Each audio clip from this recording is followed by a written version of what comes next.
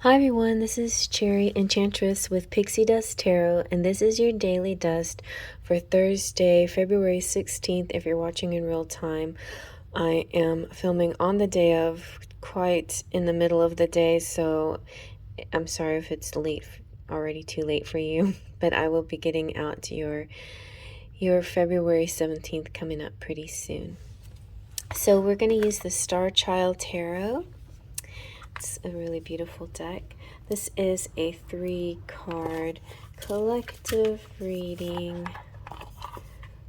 Just in case you didn't know. Oh, I love this one, the 8 of Crystals on the bottom.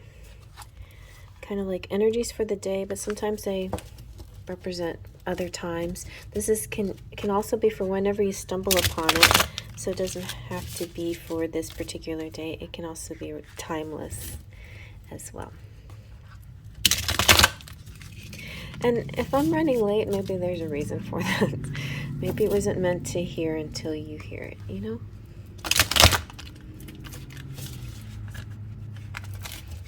Okay, I'm going to pull from the middle.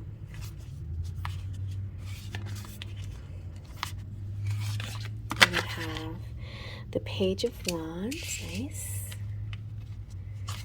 And the Sun. The Sun's always happy in every deck. And the 2 of Swords. Okay. Let's zoom on in and see what we get. The Page of Wands feels like something enthusiastic, exciting, enjoyment, and the Sun is that joy feeling. But then the 2 of Swords kind of goes into a mental back and forth. So let me feel into this energy and see what's happening here. There is, like with the Page of Wands, pages we have students, novices, new things, young people, young outlook, beginning energy, just not knowing or the sort of innocent level of awareness, where they're in the suits, in the court cards, they're the youngest, right? And so they have some levels to learn before they can get to the king. So Page is still trying to figure things out, but they have a lot of excitement, enthusiasm in their learning.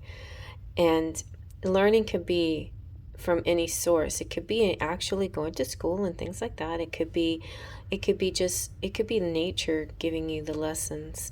It could be the beautiful day that you experience giving you a lesson, you know. The pages also represent messages, so information you might be receiving, sometimes from a person and sometimes like in letter form or text form or something like that. So it's something that is kind of passionate or loving or enthusiastic or energetic, or something that has sort of a burst of potential. It could be a lead that gets you excited for something that develops later. So with the Sun here, I think it's definitely a good sign that something that you're trying or doing is going to bear fruit, because Sun is about success. Sun is also clarity and optimism and having confidence. There's like this really great energy. The Sun shines on the whole reading, so even if we have a little bit of a mental being in the mind, maybe overthinking, the Sun helps this situation. The Sun will help your mind. You know, it's basically, this is like going into your mind, but then realizing I have to be conscious and I can't let my mind take over all the good that's happening here. I'm going to stay aware of this. I'm going to stay aware that my mind is not going to take over. So I feel like the Sun is the main card here. It's success, it's clarity, it's truth, it's insight, it's energy, it's glory. So you're getting some kind of information that glows you up, that makes you happy, that feels good, and helps get you out of this back and forth stuff that happens in your mind. The monkey mind, you know, the the being in your mind too much. And also the Two of Swords sometimes could be indecision, like back and forth in your mind, weighing things. And if you stay here too long, it just gets a little bit stagnant. But it's okay to be here sometimes, you know. The other thing that's beautiful about the Two of Swords, I'm going to tell you the positive message of the Two of Swords, and I think this is the truth of the Two of Swords. When you're in awareness, when you're very aware of who you are, where you are, the present moment, and all of that, the Two of Swords represents trust, because the Two of Swords often is depicted as a person with a blindfold, much like the Justice card, with the swords crossed over, which represent like directions or choices. But the blindfold to me represents going with your intuition and not the visual. It's like saying, you know, you have all the senses, but you're going in within and not letting like external things affect your choices. And I feel like it's helping you to get unstuck from a certain situation.